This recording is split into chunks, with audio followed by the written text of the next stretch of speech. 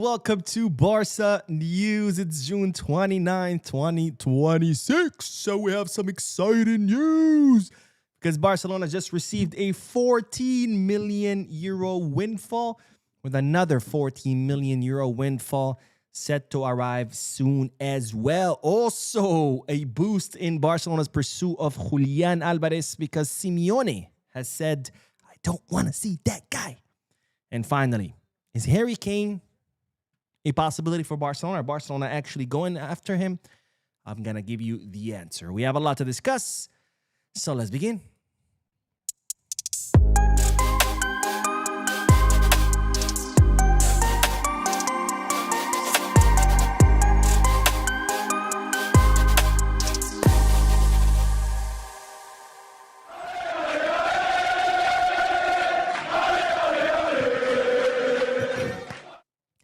Hello everyone, welcome to the channel. My name is Mo and welcome to the Barca News live podcast, which is on every Mondays, Wednesdays, and Fridays, where not only we discuss Barca news, but where I also get to interact with you lovely people, my Barca News family, by reading your comments live and reacting to them. So start dropping your comments in the chat section. If you have any questions, anything you want to share with us, put it in the chat section so we can get this going. Now, if I keep looking this way, it's because I have the Germany-Paraguay match, which we're going to talk about in a little bit. Anyways, for those of you who'll be watching when the podcast ends, I will be putting timestamps in the description and chapters in the timeline in case you do want to skip through the discussion and get straight into the news.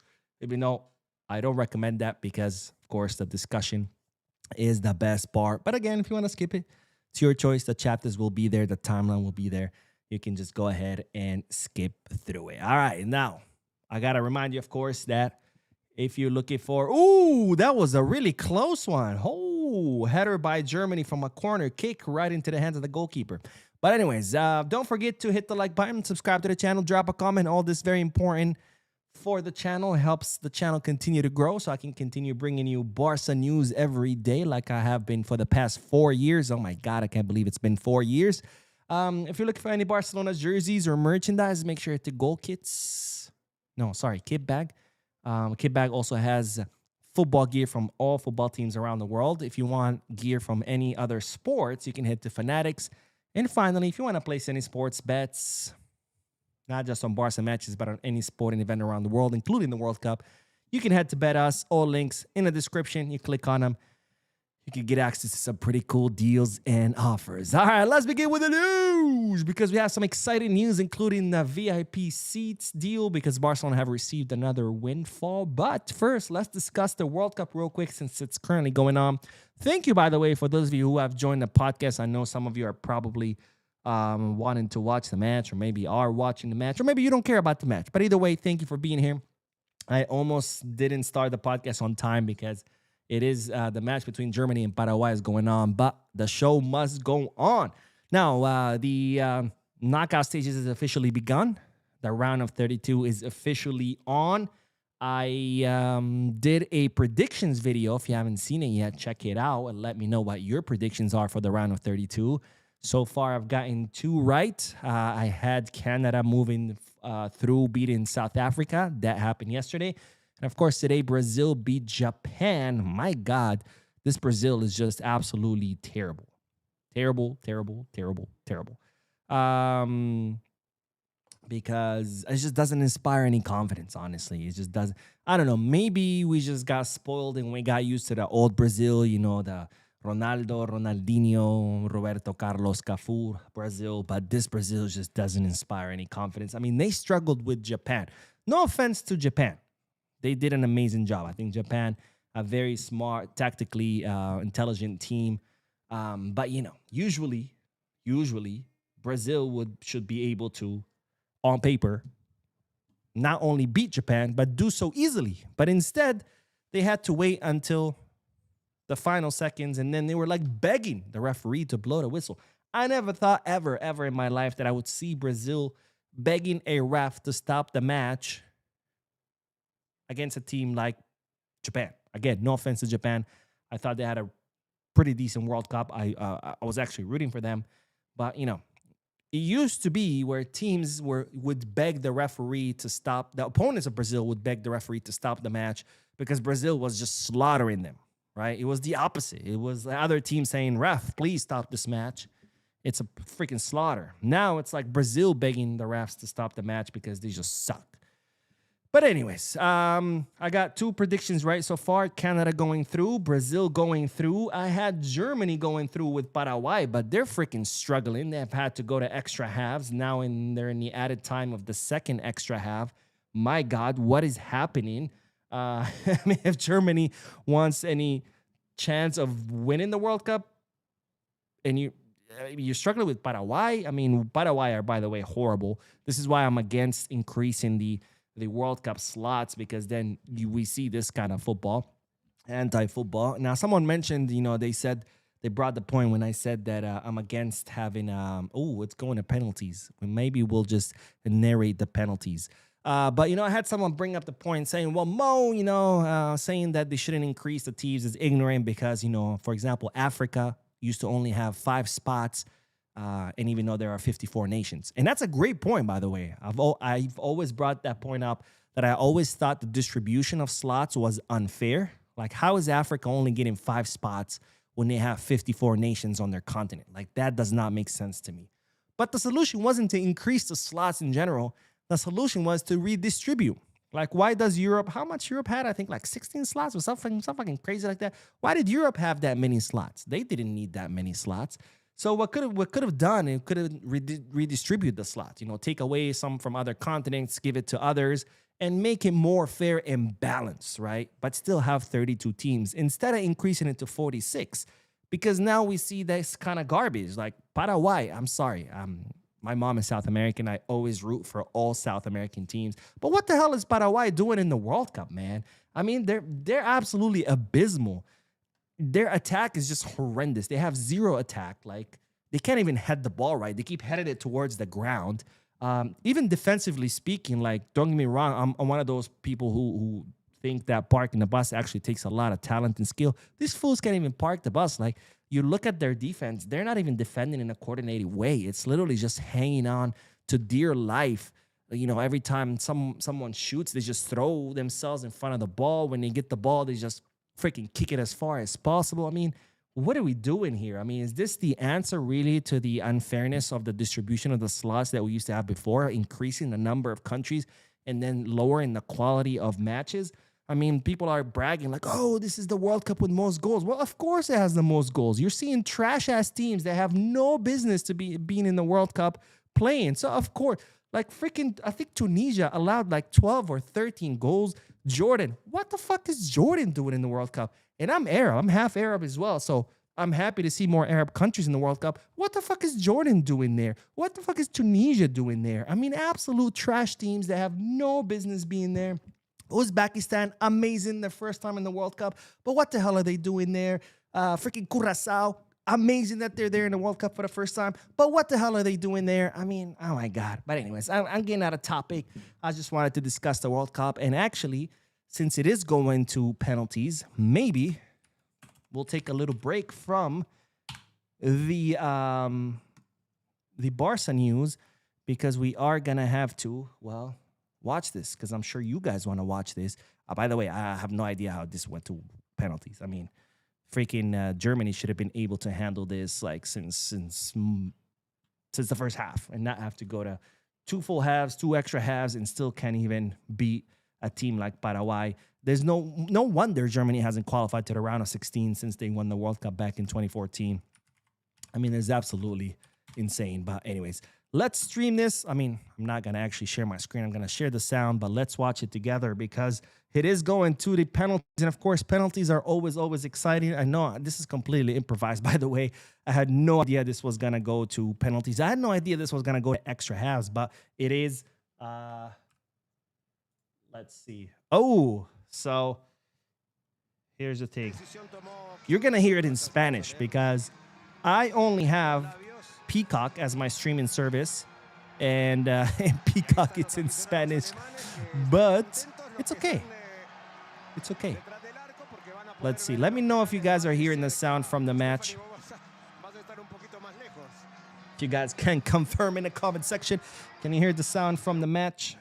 You should be able to hear the sound from the match. I'm sharing it right now. But it's going to penalties, ladies and gentlemen. The first penalty shootout of the 2026 World Cup. Germany and Paraguay have tied 1-1.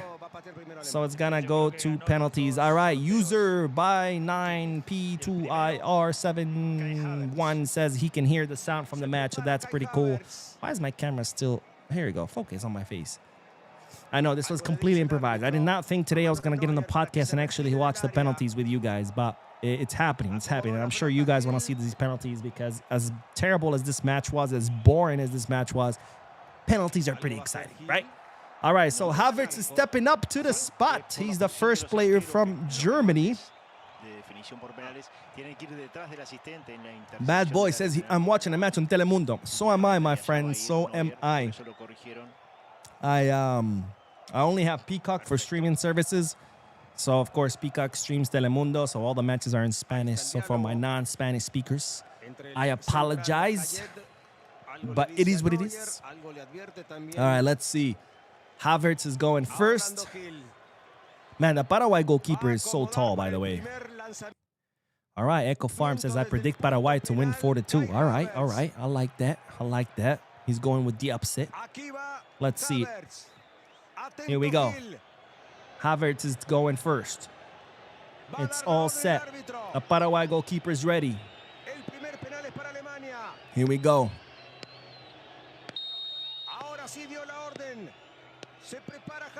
Havertz looks nervous. He just took a deep breath. All right, okay. He's gonna miss. I fucking knew it. I told you he was gonna miss. You can always tell when a player is gonna miss by their body language. He was so nervous. He took his sweet time, put in the ball. He took his sweet time there. Did the whole breath and then the little dumb acceleration in his place. And he missed. Well, when I say missed, I mean, it was saved by Paraguay. But, I mean, it was a really terribly taken penalty kick. It was almost right at the goalkeeper. Like, might as well just pass him the ball. So, Havertz has missed, ladies and gentlemen. Now it's the turn of Paraguay. Let's see how well Paraguay has trained their penalty kicks. Neuer is a great goalkeeper. Lots of experience in World Cups and in general. Paraguay is up, ladies and gentlemen. It's their turn. This is nerve-wracking. I can't imagine what it's like for the players on the field. All right. Mauricio, he's going to take it. Left-footed. He's walking really slow towards the ball. They'll fuck it up. Ooh! Neuer guessed it. But Mauricio kicked it so well, so close to the post, that there was nothing Neuer could do. Whew. That's how you kick a PK. That's how you kick a PK. Calm, composed. He put it so far, so close to the post that even though Neuer guessed it, nothing he could do. Now it's Kimmich. Kimmich is up. Doesn't Kimmich look German as fuck? I mean, obviously he does, he's German. But doesn't he look so German? Let's see. All right. Come on, Kimmich. Let's see what you got. There we go. Kimmich. Oh, wow. Kimmich really fooled the goalkeeper. He fooled the keeper to where it made the keeper go to his left, and then once the goalkeeper was completely beaten, Kimmich puts it to the left. Well, I should say he fools the goalkeeper, makes him go to the left, and then ends up shooting to the right of the goalkeeper, opposite for Kimmich. So Germany scores their second shot. Now it's up to Paraguay to increase the lead again. Let's see. Gomez is up. Bad Boy says your stream is a few seconds behind. It's probably because you had an ad. So if you have an ad, it gets delayed. All right, here we go. Gomez! Gomez! Wow. The way he fooled Neuer made Neuer go to his right. And once Neuer was on the ground, Gomez puts it to the opposite side. Crazy. Really good shot by Gomez. Wow. Yo, how exciting is this? I did not think I was going to come here, stream, and end up watching penalties with you guys. I'm excited. I'm excited. I'm excited. Because this match was fucking boring. I'm glad it went to penalties because at least I'm excitement. All right, Musiala. Let's see. He's young. Will the weight of this penalty shootout crush him, or will he succeed? Musiala! Ooh! The Paraguay goalkeeper guessed it, but Musiala put it so far to the post, or so close to the post, I should say, that despite the goalkeeper guessing, he even touched it. The goalkeeper even touched it, but there's just nothing he could do. Very well done by Musiala. Let's see. Paraguay is up again. It's 2-2 right now. This is Paraguay's chance to make it 2-3. Yo, I'm nervous as fuck. I'm so nervous right now. I don't know why. I'm not rooting for any. I'm not Paraguayan. I'm not German. Actually, I'm rooting a little bit towards Paraguay, even though they suck. But, you know, I'm always for the upsets. I'm always for the David versus Goliath. Let's go. Woo! Yo, that was savage by Paraguay. That was savage. He fools Neuer. Once Neuer is on the ground, he just like just pushes it towards to the left side. Wow, Galarza, pretty well taken. Let's see.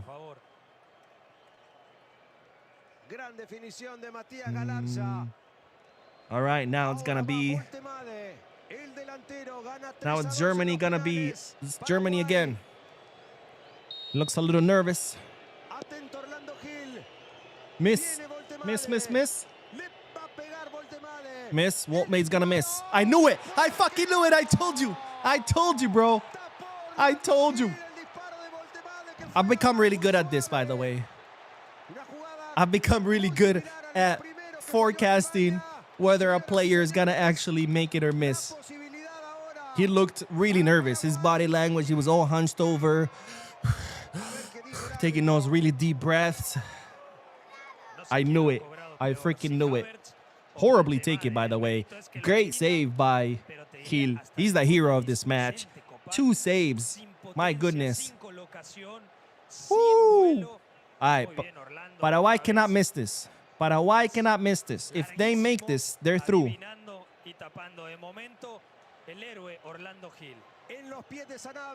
All right, come on, Sanabria. Come on, Sanabria. Come on, Sanabria. Finish this. Sanabria, what the fuck did you do, bro? Sanabria. Sanabria. Sanabria. Bro, you're the number 9. How do you miss that? Wow. Wow. Wow.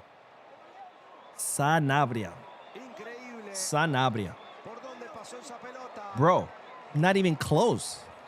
Like, this wasn't saved by the goalkeeper. This didn't hit the post. Sanabria. AK says classic Germany comeback. I mean, it depends on what's happening right now. Come on, Gil. All right, who's up now? Amiri is up. Amiri is up. Let's see if Gil can stop this. If it stops this, it's over. Amiri looks confident. Yeah, he looks confident. He's going to make that. All right, now it's completely up to whoever's going to take it for Paraguay, man. That's a lot of pressure. I mean, because if he misses, it's tied. It's continuous, but if he makes it, obviously it's over.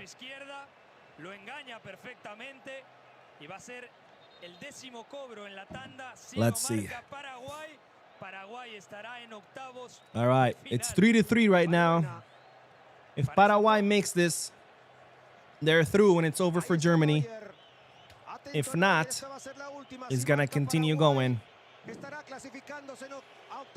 All right, Paraguay, don't fuck this up. Paraguay, don't mess this up. Whew, I'm nervous for them. I'm nervous for them. And I'm not even Paraguayan. Oh, bro! Neuer saved it. Neuer saved it. Neuer saved it. It's 3-3. It's 3-3. Oh my God. Oh my God. I cannot believe this. I cannot believe this. Bro, it's extra penalties now. It's 1-1. As in, you know, you get one penalty each. Woo, ties up. Careful. Center backs, kicking penalties, sometimes it's a little risky because they just freaking send it flying. That looks a little nervous. All right, let me see. Miss. I told you he was going to miss. I told you he was going to miss. Bro, I'm so good at this. I predicted all 3 misses by Germany. Holy shit. Holy. Yo, I'm so glad this penalty shootout happened.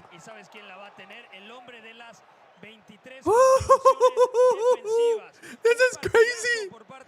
This is crazy. I knew Tao was going to miss. He looked so nervous. He looked pale. He looked white.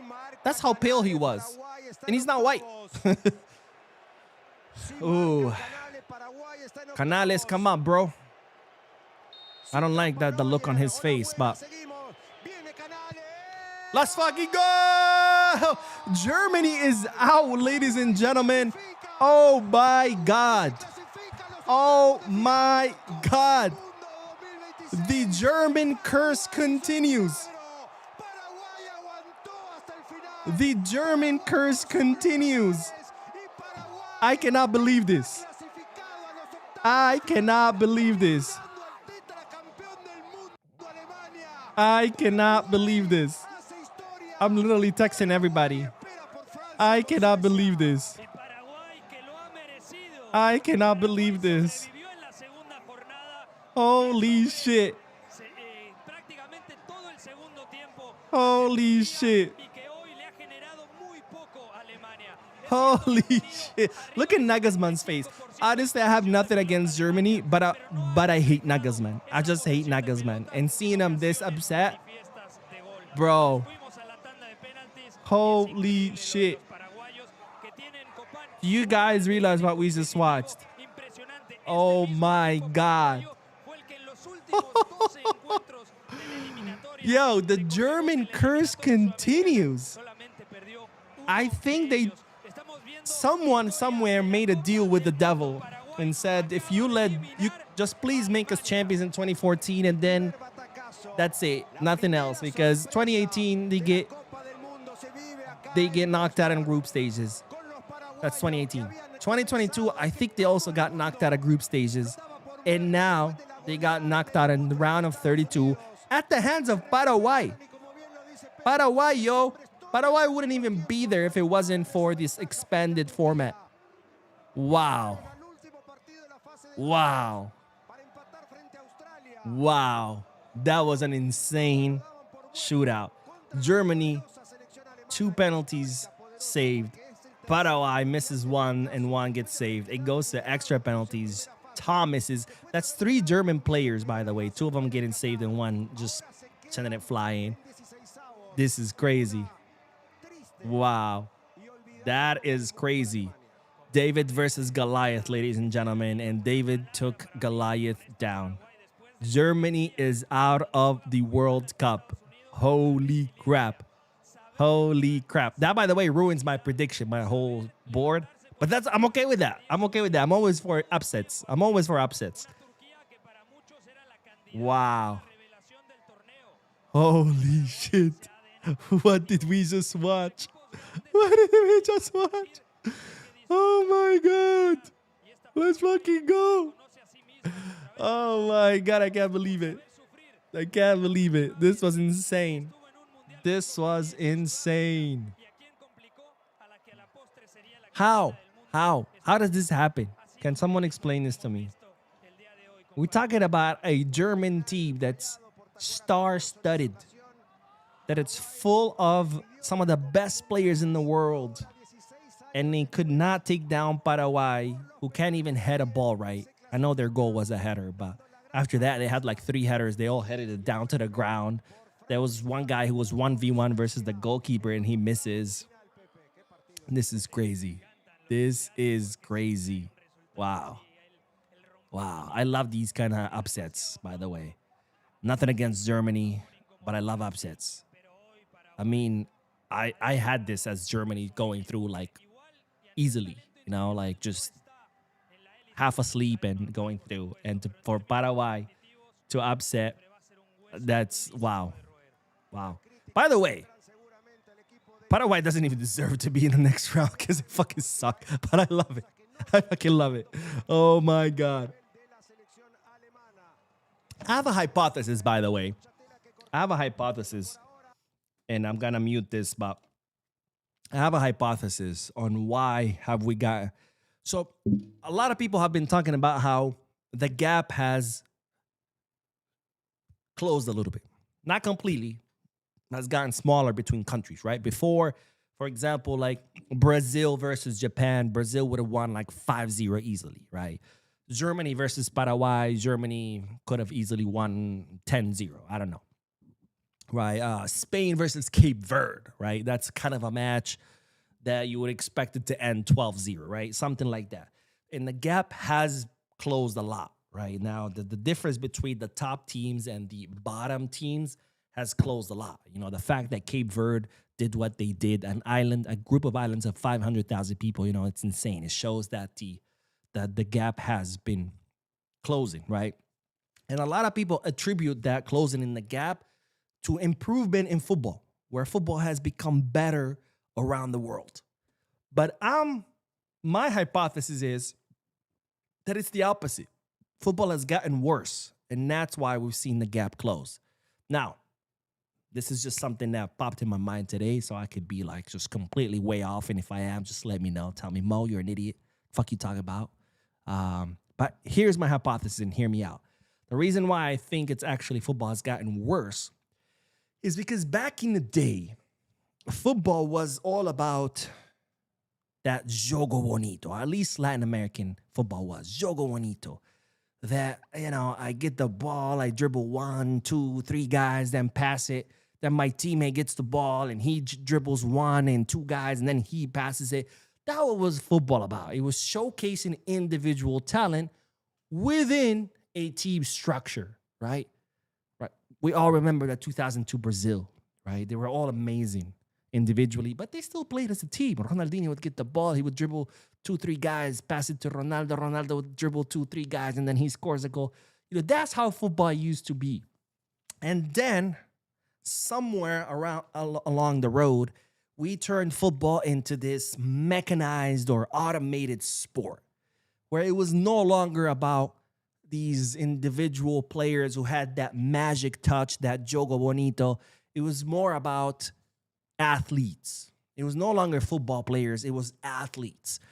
People who were incredible physique, super fast, super explosive, you know, way above the average human being, and then just put them together, and it's all about quick touches, quick touch, pass,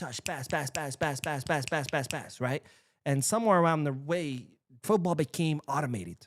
It became robotic, right? It's all about go, go, go, go, go, go, go. And that worked for a while, but then came the bus, parking the bus. And now all of a sudden, that's all you need to do to stop this quick touch football that Europeans invented. Park the bus. And this is why we see teams like freaking Paraguay beating Germany, right?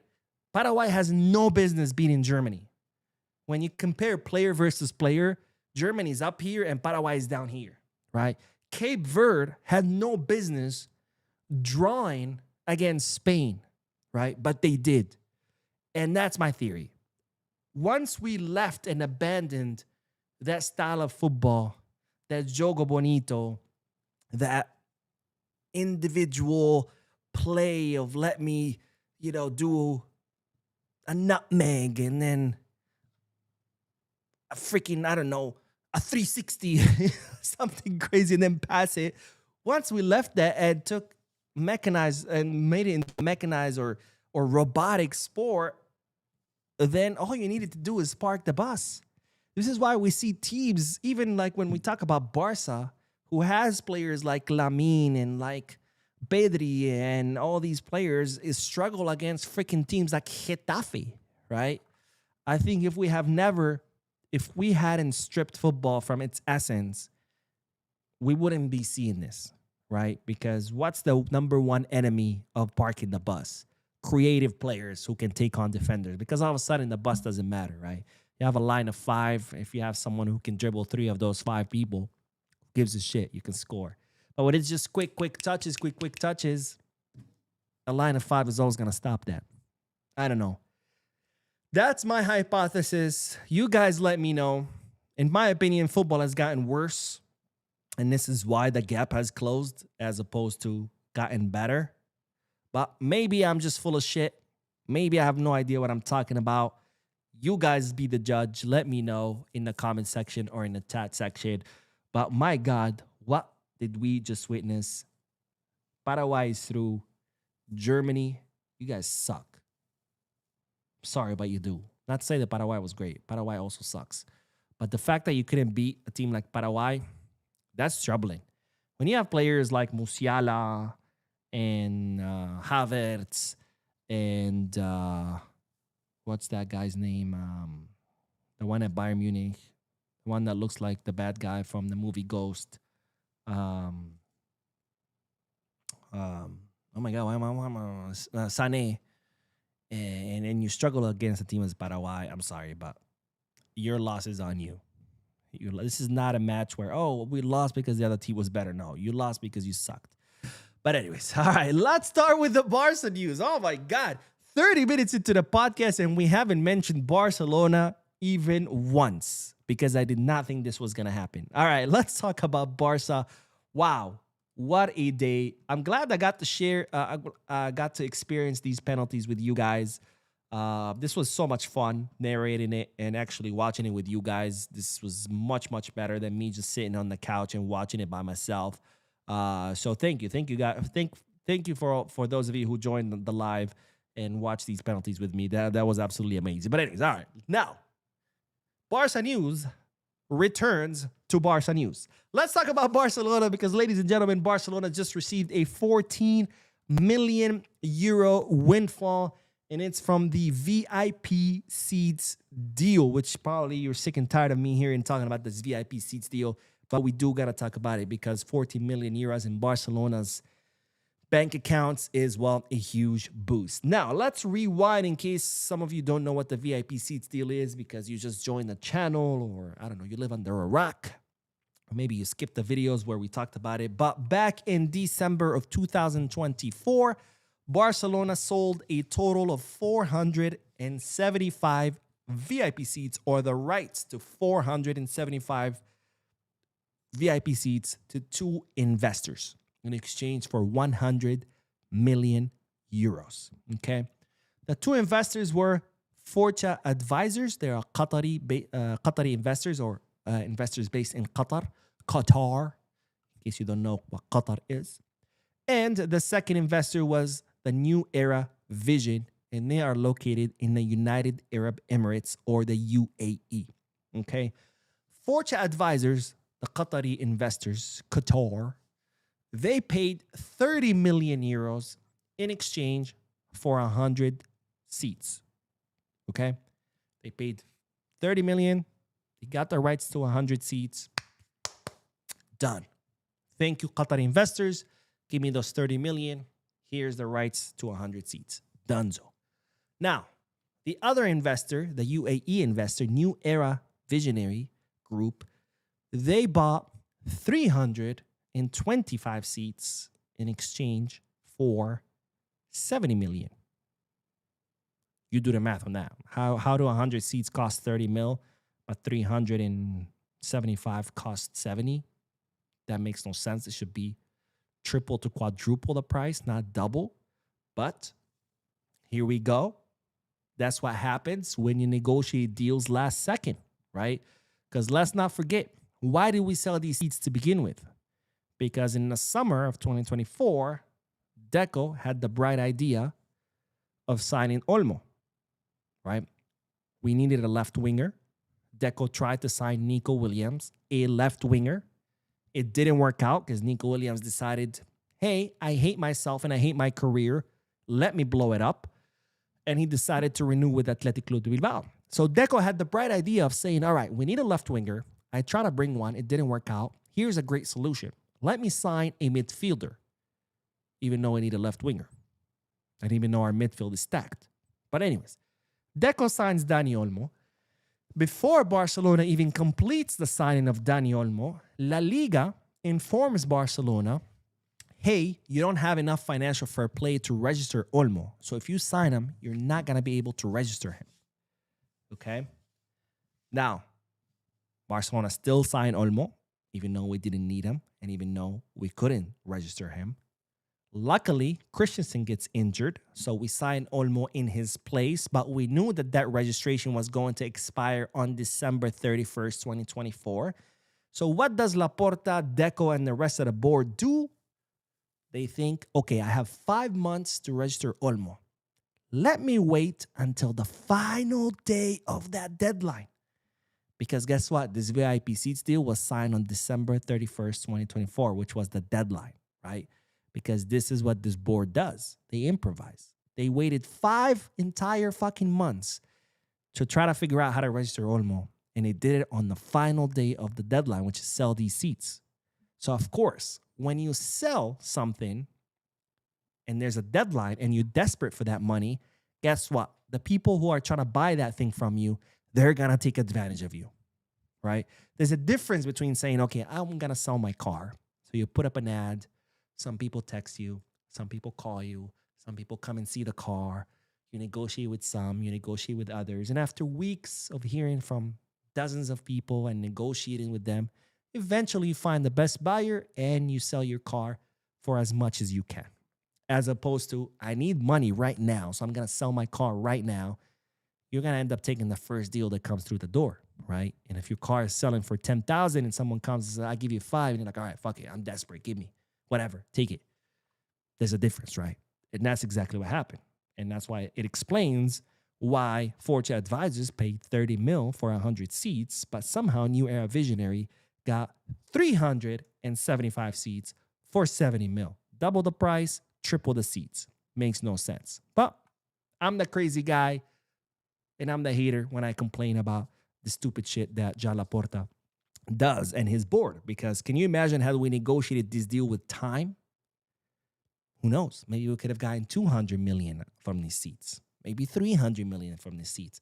We'll never know because they negotiated it super fast, and that's why the math doesn't add up. But anyways, Fortune Advisors paid 30 mil for 100 seats. Good to go. New Era, on the other hand, they were supposed to pay 70 mil, right? But they negotiated an installment plan. They first paid 28 million out of the 70 when the deal was first signed. Then they paid another 14 million in September of 2025. So the balance is 28 million. New Era Visionaries still owe us 28 million euros. And those 28 million euros are due by June 30th. So in other words, by tomorrow. Now, New Era Visionary have now sold some of those seats to another investor in Singapore for 14 million. So Barcelona have now received the 14 million from Singapore. So that means New Era Visionary now owes us another 14 million, right? And New Era Visionary say they have another investor lined up to buy more rights from them for the other 14 million. So Barcelona should expect the remaining 28 million by tomorrow, June 30th, which is very, very important. Why? Because June 30th is when the fiscal year ends. So Barcelona need to receive the full 28. They've already received half, 14, by June 30th, so they can count for this current fiscal year. In that way, they can achieve the 1-1 rule, which will make things a lot easier for Barcelona in regards to signing and registering players. So that's the good news. Barcelona have received another 14 million from the seats. There's still 14 million euros outstanding, which according to New Era Visionary, they should be passing it forward to the club pretty soon. All right, let's start with the comment section, and then we are going to talk about Julian Alvarez because there's a big update in that saga. But first, let's look at Ray Ramos's donation. Thank you so much, Ray Ramos, for your donation. But Ray says, happy Monday, Barca family. I hope you recover your sleep schedule, Mo. I'm rooting for Sweden tomorrow. Ooh, how do you read that? Heja Sferish. I know I butchered that. I hope for an upset or go the distance. All right. Well, thank you, my friend, for your donation. Wait, who is Sweden playing tomorrow?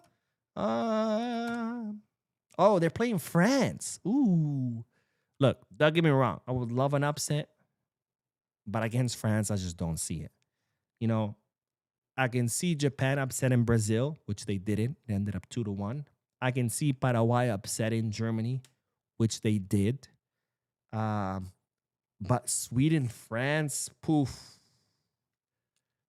That's a tough one, man. That's a tough one. Only because France has some insane firepower. I mean, they have Mbappe, Dembele, Doué, Barcola, Olise, Shirky, even though he hasn't been playing that much. I mean, their firepower is insane, you know. So I don't see it. And meanwhile, Sweden has overrated Gyökeres, which, by the way, you heard it here first. Remember last summer, everybody's Gyökeres. Barca should get Gyökeres. I was like, that guy's fucking overrated. Lo and behold, he is. I don't see it. But don't get me wrong. If it happens, I'm all for it. I love upsets. I was really hoping, even though I chose Brazil to go through, and I played this little video game, mobile phone, where you can like bet on matches. You don't bet real money. You bet game money. And I had Brazil going through. So I won game money, fake money. But I was still rooting for Japan. I had Germany going through, and I was rooting for Paraguay. Paraguay went through, so I lost game money in my game. I don't know. It's really tough. Don't get me wrong. Football, anything is possible. Anything's possible. I mean, we saw, what was that team? Albacete freaking upset Real Madrid, like third division team, upsetting Real Madrid in the Copa del Rey. So is it possible? Yes, it is. It is. Is it highly likely? Ooh. I don't see it, man. France is just freaking scary. France is not Germany. Let's put it that way. Always Janko says football has gotten more exposure years ago. Smaller countries couldn't care less. Now they take it more seriously. I don't know about that. I don't think countries back then, they didn't care, and this is why, and now they care more. It's just, becoming good at football or any sport, it takes time, right? It takes a lot of investment. And when I say investment, it's not just investing money, but you got to invest money, you got to invest time, you got to invest expertise into becoming good at a sport, not just football, any sport, right? You have to build an infrastructure that is capable of identifying talent, identifying young kids with lots of potential, recruiting that talent, developing that talent, and turn them into, good players. And that takes time. Obviously, with wealthier countries, that's a lot easier because they have the money to just invest into that infrastructure. But with poorer countries, they have less money to do so. So it takes them a lot longer, right? Because with poorer countries, you have other priorities, right? Your healthcare system, your roads, your school system, you have other priorities to spend government money on than freaking playing football, kicking a ball around. Like, that's not really a priority, right? So I think that's what it is. I don't think countries didn't care. It's just The Jeff says the thing that has reduced the gap is coaching and tactics, not about player quality. True, but I feel like the quality, it's no longer about football players are no longer, for the most part, not always. You always have players like Lamine Yamal, for example. It's now more about athletes than football players, fast, explosive, athletes who can run and follow, tactics and things like that, has become a lot more athletic than football. I don't know how to explain it. Or I think you guys understand what I'm talking about, right? Jeffrey says, downfall of Germany is so satisfying after 2014. It's crazy, man. Someone cursed Germany. I think that witch doctor, is he from Ghana? Yeah, I think he's the Ghana witch doctor is always in the crowd. He's always like blowing like white powder. I think he cursed Germany like back in 2014, like after the World Cup. And since then, it's been like crazy, bro. But wow, what the hell did we just watch, huh? All right, let's see. Man, ever since I started streaming to Kick yesterday, and like there's all these freaking spammers like this guy. Hey, buddy, I can help you get more followers. No thanks, man. I'm not looking to pay for followers. Like, I just put content out there, and if someone likes it, great, welcome, watch it. But anyways, Lord says, any good telenovelas on Telemundo? My last favorite one was Una Maid in Manhattan. I don't think I've watched telenovelas since I was a little kid because my mom used to watch them. The last one I saw, and it was a really good one. I think I was like 10 or 12. But my mom was watching this telenovela. It was set back in the 1800s with Fernando. Was it Fernando Colunga? Is that his name? Really famous telenovela actor. And it's like, he's like this rich doctor. And there's this, this other girl who's also, comes from a wealthy family. But she's in love with this soldier who's fighting in the Mexican Revolutionary War. And, he's a soldier, so he's poor. He's beneath her class. So she can't really be with him. So she gets arranged marriage with this other doctor, Colunga, who's this very wealthy guy as well. And, at first she hates him because, she was forced to marry him, but she's in love with this other guy. But this other guy dies in the war.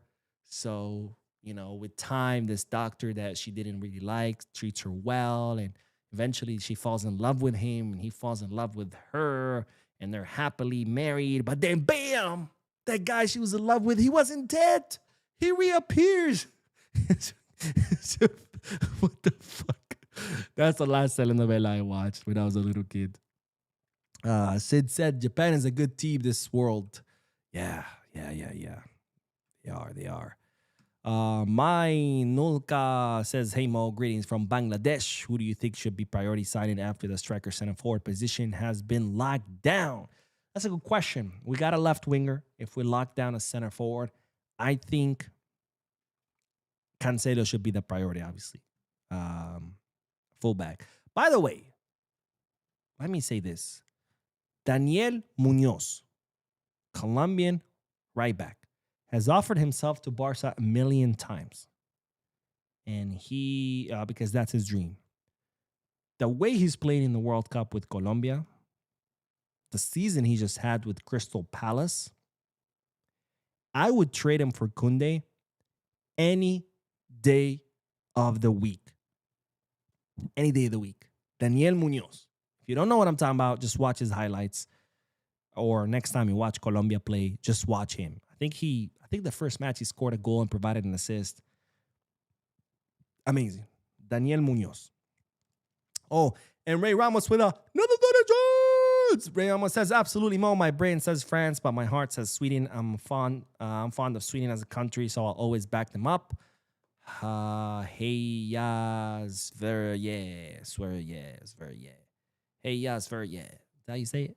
It means go Sweden in Swedish, first Swedish lesson. I love it. I want to go to Sweden. Sweden looks absolutely beautiful. I want to go to Sweden. I want to go all the Nordic countries. I want to go to. I went to Iceland, which was absolutely gorgeous. But I want to go to Sweden. I want to go to Finland. I want to go to Denmark. I want to go to Norway.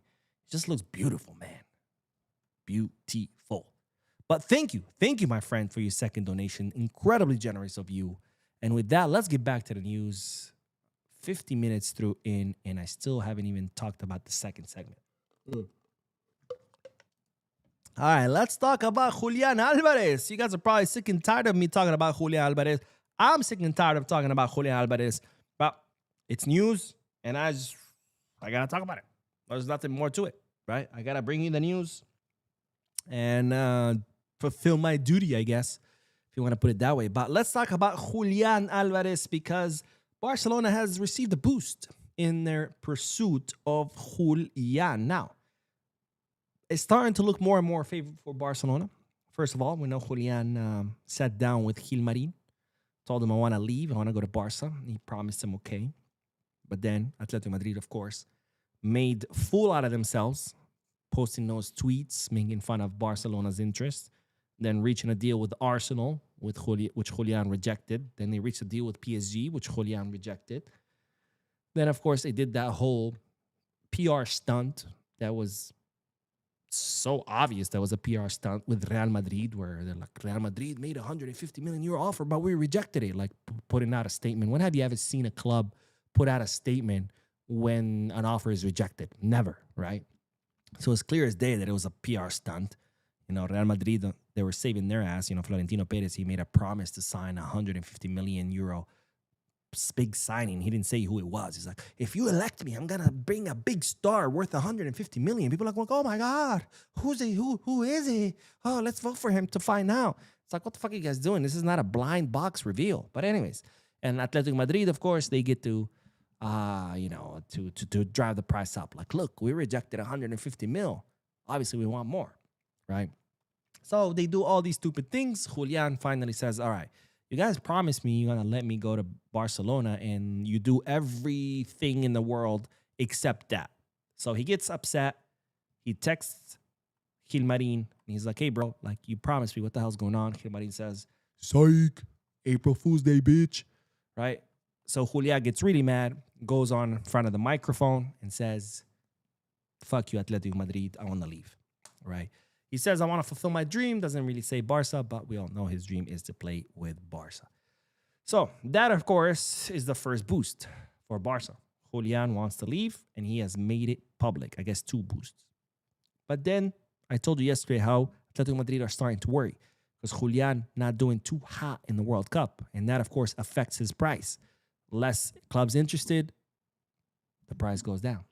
But now, the most recent boost for Barcelona comes from El Cholo Simeone himself. Probably the number 1 choker in the world. Now, after Julian made those statements, Simeone now no longer wants to see Julian in his locker room. He doesn't want anything to do with Julian. Why? Well, it's the same quote that we always use when players at Barca decide to leave. You know, it's that Johan Cruyff quote that says, someone's not interested in Barca, he's no good to me, right? Well, it's the same thing here. Simeone sees that Julian wants to leave. Julian has said that he wants to leave in private and in public. So Simeone does not want that kind of player in his locker room. He only wants players who are fully committed to the project. And of course, Julian is not, because I guess Julian doesn't like to commit to garbage projects. So Simeone is not going to intervene in this. He wants Atletico Madrid's office, manager office, whatever, to handle this. But if it was up to him, he has made it clear that he doesn't want Julian on his team. He only wants committed players. And as far as convincing Julian to stay and becoming a committed player, Simeone has said he doesn't have the energy for that. He said, you're either committed or you're not. I'm not going to sit down with you, beg you, and convince you. So since I'm not willing to sit down with Julian and convince him to stay, and he said that he doesn't want to stay, I don't want him on my team. I'm not getting involved, but I don't want him on my team. You guys figure it out. Now, when it comes to the management office at Atletico Madrid, Matteo Alemany, the former sporting director of Barcelona, who's now the sporting director of Atletico Madrid, he's been willing to sell Julian this whole time, right? Because he's like, the player doesn't want to be here. Let's just fucking sell him, take that money, and we can sign 2-3 other players in his place. The ones who've been opposing this have been, of course, Cerezo, who's the president, and the other guy, I can't remember his name. So far, Alemany was already on the let's sell list, and now Simeone has joined them as well. So slowly, more and more domino pieces are starting to fall in place. And the latest one has been the Simeone one, because now he could become Barcelona's ally in that he could be a reason for Atletico to sell Julian. Not that Simeone is doing it to help us, not at all. He just doesn't want players who don't want to be there. Now, as far as Alemany, that also, of course, helps us, the fact that there's a voice within the management office saying, let's sell him. But, of course, the problem is Alemany, very tough negotiator, right? And even though Alemany is in favor of selling him, well, he's not a person who's very easy to negotiate with. He's going to want an arm and a leg, and that, of course, is a problem. All right, so let's see what happens. But as the time passes by, it becomes more and more favorable for Barcelona. The question is, how much money is Atletico gonna want, and how much money Barcelona will be willing to pay? But we're getting to the point of no return, right? Julian making no statements. It's gonna be very tough for him to return. And as we're seeing, right? First of all, the fans are not gonna want to see him in an Atletico jersey. No way. They're gonna whistle him and boo him and throw trash at him. I mean, Juan Garcia, remember when he returned to the Espanyol Stadium, they almost killed him. And now Simeone doesn't want to see him there either. So slowly the tide is turning in favor of Barca. But of course, the price is always going to be a problem. But the more these dominoes fall, the more Barcelona has in their favor when they negotiate, when they sit down and negotiate with Atletico, which so far Atletico has refused to negotiate. They're like, pay the clause or you're not having them. But I think Atletico knows. The writing is on the wall. They're going to have to let him go. Because in modern football, players get to play where they want. Because nobody wants a player that doesn't want to be there. Yeah, they might have a contract, and legally speaking, sure, you can tie them down and say, F you, you're going to play for me until your contract expires. But who wants that, right? You want committed players who believe in the project, who believe in the coach, who want to be there, who want to fight for their spot there, and who want to fight for the project, which in this case, of course, Atletico Madrid's project, called choking. But anyways, let's do the comment section, and then we're going to talk about Harry Kane, the hurricane, the English hurricane, even though England doesn't have hurricanes. But, well, they do, I guess. His name is Harry. I wonder if he's Harry. Just kidding. That's a terrible joke. That's a dad joke. All right, let's see. Where did we leave off? Alex says USA to win the World Cup. I wish, my friend. I wish, but no, that's not happening. Don't get me wrong. I'm very impressed with the U.S. The way they played against Paraguay, by the way. Germany, you might want to go home and rewatch that match. USA versus Paraguay, opening match in the U.S. And you might want to jot down some notes, all right, on how to beat Paraguay, because USA manhandled Paraguay and beat them 4-1. But amazing match there. Beautiful football. I was like, am I watching U.S. national team, or am I watching freaking Barcelona in their prime? But anyways, Australia, the match against Australia was also very impressive. Not as impressive as the Paraguay one, and then, of course, they lost against Turkey, but that's because they put in the B squad. But don't get me wrong, very impressed with the USMNT. Definitely rooting for them, of course. But, yeah,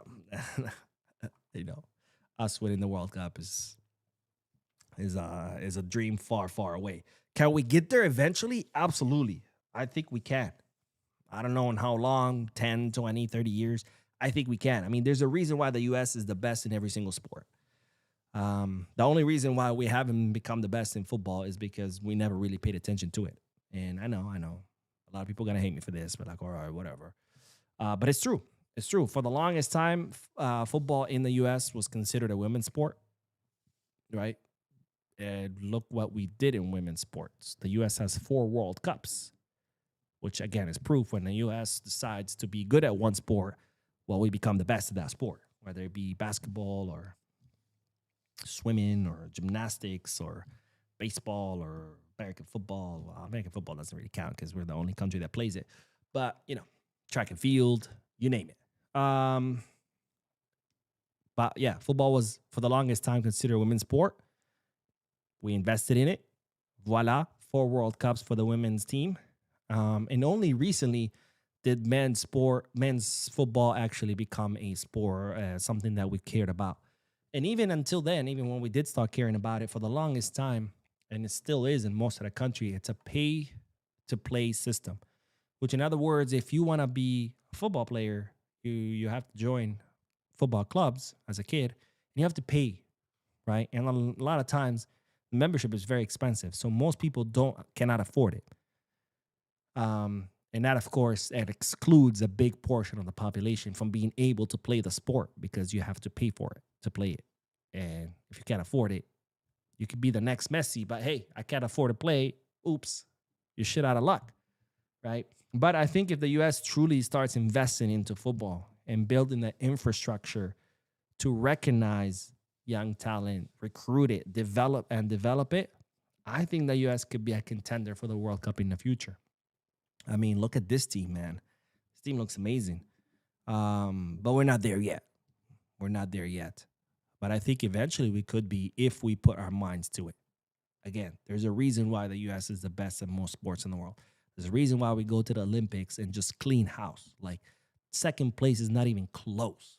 Like, everybody's playing for second place. The U.S. is already first place before even arriving at the Olympics. But anyways, enough about me bragging. Sanjak with the donation. Let's fucking go. Sanjak says, still don't understand why we are trying to pay 130 to 140 for Julian when we have all the leverage Deco needs to be studied. Shit, you're not wrong. You are not wrong, my friend. Here's the thing. Would I like Julian at Barca? Absolutely. I think Julian is an incredible player. I think any club would be lucky to have him. No doubt. Would Julian take our team to the next level? I think so. Would I pay 130, 140, 150? Fuck no. He's just not worth that. And this is not to say he's bad. No, he's not. But, he's just not worth that. And you're right. Barcelona now with every passing day, Barcelona gets more and more leverage. The fact that Julian only wants to come to Barca, the fact that he's rejected Arsenal, the fact that he's rejected PSG, the fact that he's already made his statements public, the fact that Simeone doesn't want him. Like, bro, everything is falling in your favor. Everything points to the fact that Atletico have a problem on their hand. And that problem is that they have Julian and they need to get rid of him because he doesn't want to be there and he doesn't believe in their project. So our position should be, you have a problem. Let me take that problem off your hands. And in the process, I'm going to give you a lot of money. Don't get me wrong. I'm not saying let's go offer 20 mil. No. So it's like, oh, you don't want to? Okay, fuck you. You keep the problem. And you tell me how that works out for you. A player that doesn't want to be there, that doesn't believe in your project, your own coach doesn't want him there, the fans don't want him there. Okay, you don't want to take my offer? Keep him. Let's see how well that goes for you. That should be our position. Instead of like, oh, let's offer a bunch of money. But anyways, what do I know? All right, let's get back to the news. But thank you, Sanjay, for your donation. I appreciate your generosity. Let's talk about Harry Kane, the English hurricane.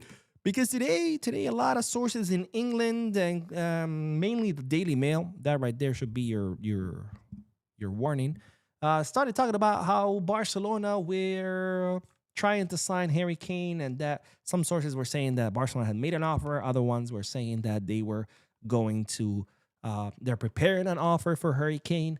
And of course, a lot of people just ran with that news, including a lot of content creators who ran with that news.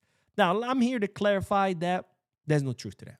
I know. I'm sorry to disappoint you. I know a lot of you would love to see Harry Kane at Barcelona, me included. I would love to see Harry Kane at Barcelona. This guy just finished the season scoring like 70 goals. That's insane at his age. at any age. That's insane. 70 goals, bro. I truly believe if Barca signs Harry Kane tomorrow, we're winning the Champions League. No doubt. I mean, the amount of goals this guy can put up is insane. This guy guarantees you at least 1 goal per match, per his numbers, by the way. I'm not making that up. I'm not just like throwing numbers out there just to make my point. If you look at his numbers, he has an average of more than 1 goal per match. And guess what? 1 goal is what we needed to get to the final of the Copa del Rey. 1 goal is what we needed to get to the semifinal of the Copa del Rey. Could we have beaten PSG? I don't know. Could we have beaten Arsenal in the semifinal? Fuck yeah. Could we have beaten Real Sociedad in the final of the Copa del Rey? Fuck yeah. But it is.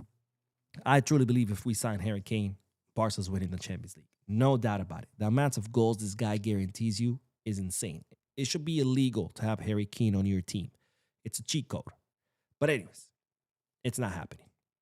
Now, what has happened, and I've reported about it on the channel, and if you've watched the channel for quite some time, you know this because you've heard it. What did happen is Barcelona did reach out to Harry Kane's agent and entourage on 2 occasions. The first one was during last season, around March or April, I think, if I remember this correctly. That's when Barcelona didn't know if Lewy was going to stay or not. You know, Barcelona wanted to offer Lewy an extension, a 1 season extension, but he still wasn't given his answer. And we knew Lewy was meeting with other clubs like Chicago Fire, AC Milan, Juventus. So Barcelona reached out to Harry Kane's agent to see, like, hey, what's going on? You want to leave? Do you not want to leave? Where would you like to go? Things like that. And then Barcelona reached out a second time once they started to negotiate for Julian, and Atletico made things complicated. So they reached out again to see, hey, what would be the chances of maybe signing Kane instead of Julian in case the Julian deal doesn't go through? And in both times, Barcelona received the same exact response. Harry Kane is happy at Bayern. He wants to stay at Bayern. And that's it. So, is there truth to these reports that Barcelona prepared an offer or that they made an offer? Absolutely not. Barcelona did consider Kane. Barcelona reached out to inquire about Kane. But Kane made it very clear, I want to stay in Germany. I like sausages and beer and schnitzels and doner kebab. And that was it. That was it. Would I love to have Kane and Barca? Fuck yeah. No doubt. Is it happening? It's not looking like it. So why are these reports all of a sudden circulating in English media? I think it's a measure to put pressure on Bayern. Because we know Harry Kane's contract expires next summer, if I'm not mistaken. He's currently in negotiations with Bayern. And so far, Bayern are not willing to meet what Harry Kane is requesting. So this is probably just his agent doing some marketing ploys, leaking to the press. Hey, Barca's coming. You better increase our salary or Barca's going to take us. But in reality, Harry Kane, very happy in the Bundesliga. And it's not looking like something that could be realistic. But again, I would love it. It's just not happening. All right. Let's get back to the comment section, and then we're going to talk about Marc-Andre Ter Stegen, our captain, our goalkeeper, the German, because, well, Germany just got annihilated. Well, they didn't get annihilated. They just lost. Sid says football has leaned more towards the physical side than the technical side of the game. Yeah, like I said, it's more about athletes, right, versus football players. Athletes, tall, physical, fast, explosive.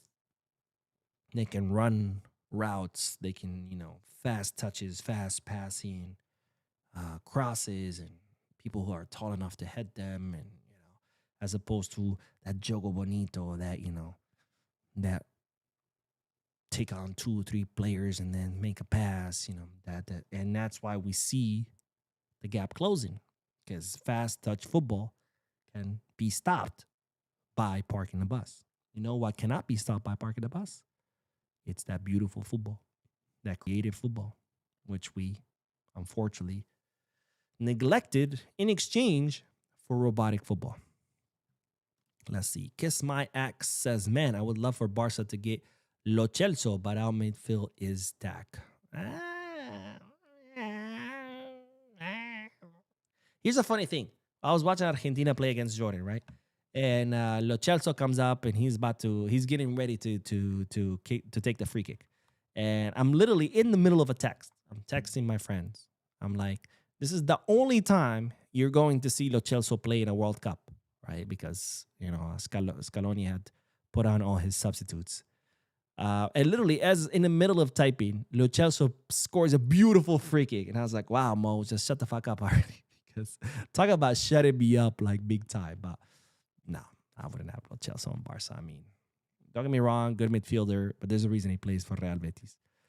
Alan says, Mo, I feel we should take the Saudi cash and go for Barcola. I worry about Rafa's fitness and mental attitude. It's like when we pass on 80 million for Rakitic from PSG only to sell for 5 million 2 seasons later. You're not wrong. You're not wrong. And I share your concern. And I said this, I think last summer, if I remember correctly. But 2 seasons ago, which was Hansi Flick's first season, Rafinha had one of the best seasons ever. Well, his best season ever, literally, in his career. His best season ever. And that was amazing. It was a Ballon d'Or kind of season. His numbers were insane. It was like, 60 goal contribution, if I'm not mistaken, between goals and assists. I mean, Rafinha was spectacular. One of the best players in the world. And I said, I'm a little bit worried because up to that point, and in Rafinha's entire career, he's never had a season like that. He had never even had something close to that. And that usually is a sign of a one-season wonder, right? Because great players, they have multiple great seasons, right? Lamine Yamal is going to have many great seasons. Messi, I think every season in his career was great. I can't even remember one bad season, right? Great players have many great seasons. They might have bad seasons too. They might have seasons where maybe they're riddled with injuries or seasons where, they weren't really on top of their game. But overall, they have many great seasons. Rafinha had only had one, and he was already 26 or 27. And that was concerning because if you have only had one great season, it makes you wonder, is it because that's it? One season wonder, right? But I said, hopefully I'm just full of shit and hopefully I'm wrong. But the last season, it wasn't the greatest. So now you're like, okay, he had 2 bad seasons at Barca, 1 great one. Last season was okay. Are we ever going to see the same Rafinha from his first season under Flick? I hope so. I pray to God that we do. But stats, numbers don't point that way. So you're not wrong in wanting to cash in now because he's 29. As he gets older, his value is only going to go down. And of course, if he continues to have average seasons, his price is also going to keep down. So you're not wrong. You're not wrong. But I don't know about having Barcola and Anthony Gordon on the same team because I feel like Barcola wants to sign for Barca because he's going to want to be the starter. And I don't know if Barcelona is going to necessarily guarantee him the starting spot if they just spent 80 million on Gordon. But anyways, and Santi says we want a live opening World Cup sticker packs. What do you guys think about that? You know what he's talking about, right? The Panini stickers. Would you guys like to see something like that? Like opening a pack of Paninis and see what stickers is in it? Let me know. But I like where your head is at, Santi. I like it. By the way, Santi, I am drinking the Fernet that you got me. Santi's a really good friend of mine. He lives in Argentina. And when I was in Argentina, he got me a really cool bottle of Fernet. It's like a special edition. And that's what I'm drinking. So, Santi, salud, my friend. All right, let's get back to the news. Let's get back to the news because we still have news to cover. You know? All right, let's talk about the last bit of news. And then I got to go because I got to go have dinner with some friends that are visiting from out of town. But let's talk about Ter Stegen, and this will be a quick bit of news. By the way, I can't believe we just witnessed those penalties kicks like live. That was insane, right? But let's talk about Ter Stegen because, ladies and gentlemen, it's official. Offer made, offer accepted. Now, we've been talking about Ajax being heavily interested in Mark Ter Stegen. Of course, Girona's former coach, Mitchell, is now the new head coach of Ajax. The former Barcelona sporting director, Jordi Cruyff, is now the new sporting director of Ajax. And when Mitchell arrived at Ajax, he requested the loan of Ter Stegen. It was Mitchell who requested the loan of Ter Stegen at Girona. Ter Stegen went to Girona over the winter transfer market. He only played one match, and unfortunately, he got injured. Missed the rest of the season. He's also missed the World Cup. But that hasn't stopped Mitchell because, well, he knows quality when he sees it. And now that Mitchell is at Ajax, he has requested the loan of Ter Stegen. And Cruyff, Jordi Cruyff, knowing Ter Stegen, having been at Barca, was, yeah, that's a great idea. Let's bring Ter Stegen. So far, it was mostly interest and talks. Talks with Ter Stegen, talks with Barca, but nothing official. But now, it's official. Ajax have made an offer to Ter Stegen. Official offer. This is no longer, hey, would you be interested in joining us? No, this is, hey, here's a document. Do you want to join us or not? And Ter Stegen has accepted. So there's officially an agreement between Ajax and Ter Stegen. And of course, having reached an agreement with Ter Stegen, Ajax then turned their attention to Barca. And they have submitted an official offer to Barca as well. Now, Barcelona has not accepted the Ajax offer yet because right now, both clubs are negotiating how much of Ter Stegen's salary each club is going to cover, right? Ter Stegen has an incredibly high salary. That's no way in hell Ajax can afford it. So, of course, Barca's going to have to cover some of it. How much? We don't know yet. Why? Because that's exactly what both clubs are negotiating. When Ter Stegen went to Girona, for example, Barcelona covered 90% of his salary, and Girona only covered 10%. But of course, Ajax do have a little bit more money. Not a lot more money, but a little bit more money. So maybe they can afford a little bit more. Again, I don't know how much because no agreement has been reached. So this is the only thing in the way of Barcelona loaning Ter Stegen to Ajax is reaching an agreement on how much Ajax is going to cover of the salary and how much Barcelona is going to cover. Once that's agreed upon, Ter Stegen should be making a move for the rest of the season or the whole season, it hasn't even started, to Amsterdam, where he will play for Ajax on loan and hopefully, get back at the competitive rhythm, impress, and either earn a permanent transfer to Ajax or maybe earn a permanent transfer to another club because Barcelona, of course, no longer count on him now that we have Joan Garcia. All right, let's do a few more comments and then we will end this live. I got to go have dinners. I promised my friends I will be at their house at 8 p.m. to have dinner. It's already 8:30, but that's okay because we got to see an incredible round of penalties. And, of course, we got to see some good news. All right, let's do some comments. Let's see. Grim says, turn up speaker.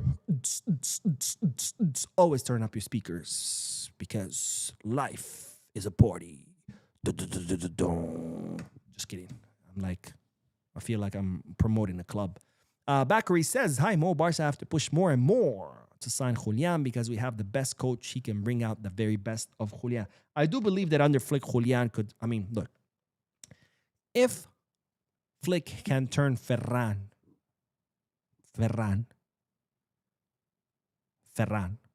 into the shark. Can you imagine what he could do with Julian? Ferran, guys. Ferran scored 20-plus goals under Flick. Can you imagine what Julian could do?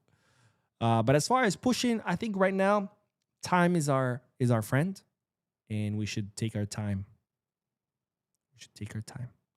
David says we could try to tempt Kane with a 3-year contract instead of the 1x1 Barca is offering. Bayern is offering him 1+1. He wants a 3-year contract, and that's where the disagreement is coming. Right? Bayern want to only offer him another year plus an optional year. Kane wants a 3-year guarantee. But he wants to stay at Bayern. Ahmad says, Mo, will we be able to sign one of these defenders after Alvarez signing Schlotterbeck, Bastoni, Van de Ven, and Bastoni? Wow, you really like Bastoni, huh? You put him in there twice. Probably not. Probably not. And that's because, Julian's going to cost a lot of money. John says, give Vlahovic and sign Yon Diamande. Poof. I would love to have Yon Diamande, but we already have 2 left wingers. We have, Rafinha and Gordon. I just don't see, Barcelona spending, they're saying Yon Diamande would go for like 100 mil or something. I don't see Barcelona spending 100 mil to bring in a 3rd left winger. That just doesn't make any sense. Would I love to have him? Absolutely. Yon Diamande is a freaking beast. But just does the math ain't math, right? This is like going and spending 100 mil or 60 mil on another goalkeeper. And it's like we already have Joan Garcia, right? John Williams says Barca should have signed Barcola instead of Gordon. Barcola excels in 1v1. He's pacey. He can dribble and can press, but Gordon can't dribble. So in the end, Yamal is still going to be relied upon heavily in this game changer. So the problem with Barcola is actually that he doesn't press, right? And that's the reason why Luis Enrique has ended up benching him. So yeah, Barcola is good at 1v1. He has a lot of speed, a lot of pace, good dribbling. But where Barcola is really weak is his pressing and his finishing. His finishing is very, it's problematic. And this is why I'm thinking Flick opted for Gordon, because Gordon is a beast off the ball. Like when you see him, he's just like freaking possessed, when he's off the ball. But anyways, let's do one last one. Zania says, Mo, why Barcelona one side? Victor Osimhen, he fits really well. Because, Barcelona are looking more for Julian profile. Osimhen is a 9, right? It's a true 9. But Julian offers you a lot more, right? Julian is a player that can move around, drop in between lines, attack from the wings as well as attack from the middle. So Barcelona see Julian as a more complete profile than Osimhen. They see him as a player who offers more than Osimhen. Plus, Barcelona have a problem with Osimhen's behavior. Which, by the way, every time I mention this, people go fucking nuts. Mo, what the fuck you talking about? This, that, blah, blah, blah. It's like, yo, I'm just telling you what Barcelona have a problem with, okay? Don't explain it to me. Don't come and argue with me about whether Osimhen has a problem or not or blah, blah. Go explain it to the club, all right? I'm just telling you what the message is, all right? I don't want to fucking hear it. Don't tell me about how Osimhen's an angel and he's amazing and this whole attitude thing is bullshit and blah, blah, blah. I don't want to hear it, okay? Go tell the club. I'm just telling you what the club fears. Barca Reloaded says, I swear if we renew Ferran's contract, I love Rafa so much, but it's time to part ways while his value is still decently high. I mean, it's not totally unfounded. But anyways, that is all, ladies and gentlemen. That is all. This is the longest podcast we've ever had, but that's okay because I had fun. I hope you guys did too. If you did, hit that like button. Subscribe if you haven't subscribed yet. And of course, drop a comment if you're watching this once it ends. Thank you guys for watching. And as always, Visca Barça.